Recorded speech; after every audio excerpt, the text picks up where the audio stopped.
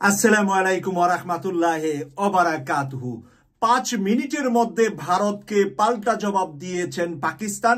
এটা যুদ্ধের ইতিহাসে বিরল বলে বর্ণনা করছে আন্তর্জাতিক মিডিয়া থেকে।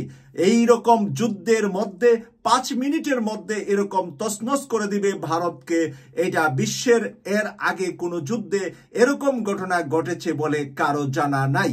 প্রিয় দর্শক, আমরা চলে যাচ্ছি আজকের একটি নিউজে, যেখানে পাকিস্তানে যে প্রস্তুতি নিয়েছে ভারতের উপর হামলা করার জন্য, তাদের সেনাবাহিনী, নৌবাহিনী, বিমান বাহিনীকে তাদেরকে অর্ডার করা হয়েছে এবং অনুমোদন দেওয়া হয়েছে ভারতের উপরে ক্রমান্বয়ে যুদ্ধ চালিয়ে যাওয়ার জন্য।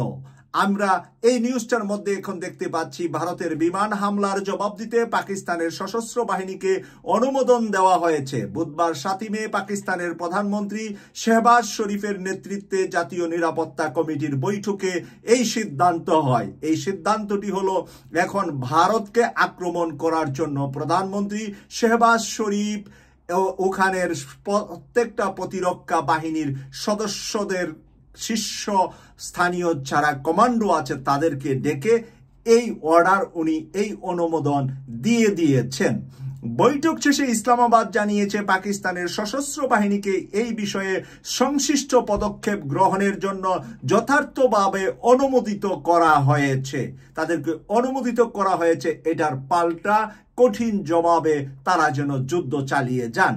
জিও টিভির প্রতিবেদন অনুসারে জাতীয় নিরাপত্তা কমিটির বৈঠকে পাকিস্তান ভারতের হামলার অপ্রীতিকর যুদ্ধের কর্মকাণ্ড এবং সার্বভৌমত্ব প্রকাশ্য লঙ্ঘন হিসাবে বর্ণনা করা হয়েছে।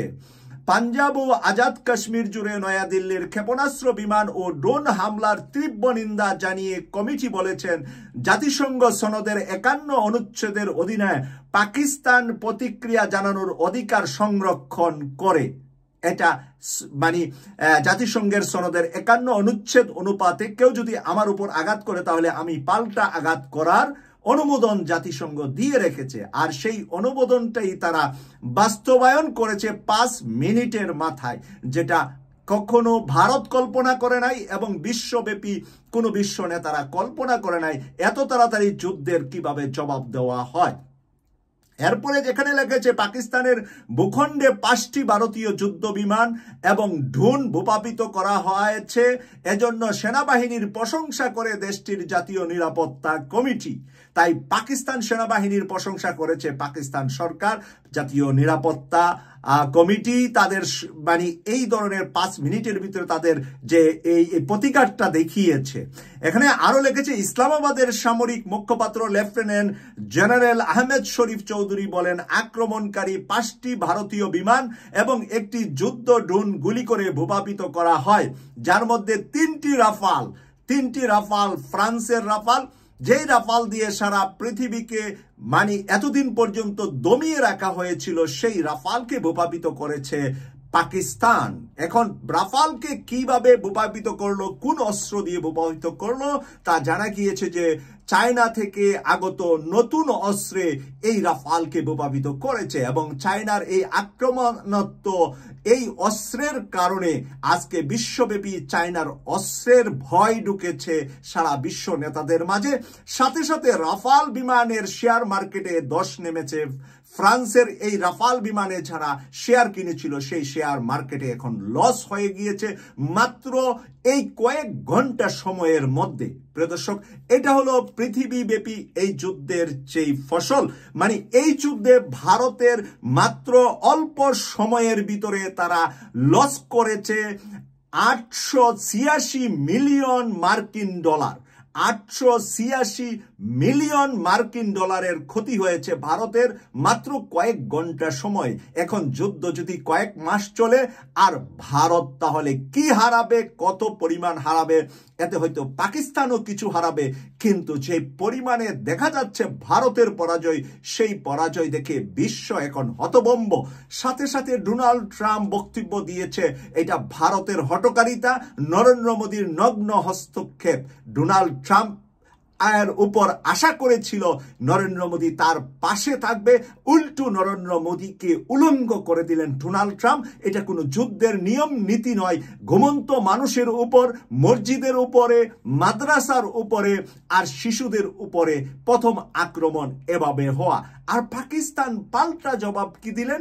পাল্টা দিলেন তাদের সেনাবাহিনীর ঘাঁটি উড়িয়ে দিয়েছেন কাশ্মীরে তাদের একটা সেনা ব্রিগেড উড়িয়ে দিয়েছেন। 20 থেকে 22 জন সেনা কর্মকর্তা সেখানে নিহত হয়েছে। পাকিস্তানের পক্ষ থেকে সাধারণ ভারতের জনগণের উপরে কোনো হামলা হয় নাই। যে কয়টা হামলা হয়েছে প্রত্যেকটা হামলা হয়েছে ভারতের সেনাবাহিনী, নৌবাহিনী, বিমান বাহিনী। ইতিমধ্যে যেই 5টি যুদ্ধে বিমান ধ্বংস করেছে সেখানে অধিকাংশ পাইলট মারা গিয়েছে, আর কয়েকজন পাইলটকে তারা আটকিয়েছে বলে পাকিস্তানের ভূখণ্ডের ভিতরে এটা পাকিস্তান বলছে।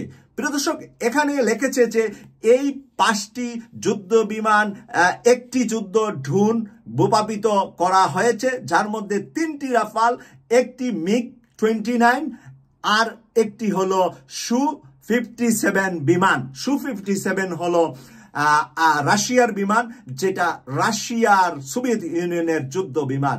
আর সেই রাশিয়ার কাছেও আশা করেছিল ভারত কিছু সহযোগিতা করবে বা রাশিয়ার যুদ্ধের বিমান তাদের মাঝে আরো অ্যাড করবে। ইতিমধ্যে আরো 26টি রাফাল কেনার জন্য নরেন্দ্র মোদী চুক্তি করেছে ফ্রান্সের সাথে।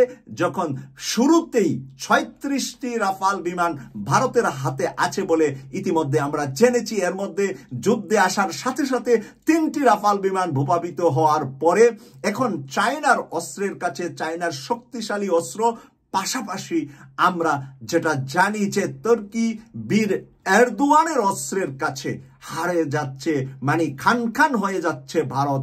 এই মুহূর্তের ভিতরে মুখ ফিরিয়ে নিয়েছে আমেরিকার সাথে সাথে জাতিসংঘ হুঁশিয়ার করেছেন যে এই যুদ্ধে এভাবে ভারত নগ্ন হস্তক্ষেপ করা, রাতের গভীরে ঘুমন্ত সাধারণ মানুষের উপর, তারপরে ধর্মীয় স্থান, মসজিদে, মাদ্রাসায় হামলা করে, এবং সেই হামলার জন্য ভারত এখন বিশ্বব্যাপী নিন্দিত হচ্ছে।